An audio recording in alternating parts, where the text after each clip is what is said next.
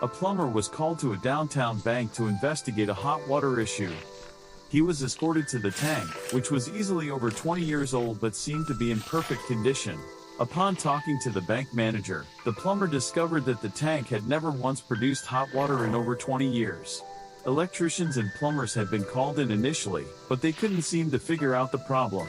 The bank employees soon got used to having no hot water in their kitchenette, but the bank finally agreed to replace the heater that year. The plumber looked at the tank, saw the switch was in the off position, and flicked it on. It's been working perfectly ever since. Every plumber has a version of the "I went over and had to flip a switch" story, but this one takes the cake. Another plumber by the name of Ed was once called for blocked toilet issue, but the mysterious object wasn't any of the usual suspects. It was in fact a squirrel. When Ed arrived at the home, he was brought up to the toilet, only to discover a squirrel's tail sticking out of the bowl. He tried to pull on the tail, but the squirrel, against all odds, was still alive.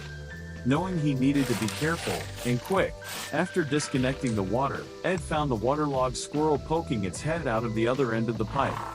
He took out his auger and with some care and precision, he managed to get the head and two front paws of the poor squirrel out of the other end of the toilet. Grabbing the squirrel by the paws, Ed pulled him out completely. The poor thing was in shock but still alive, so Ed took it outside and put it on a nearby tree. In the end, the toilet and the squirrel were saved.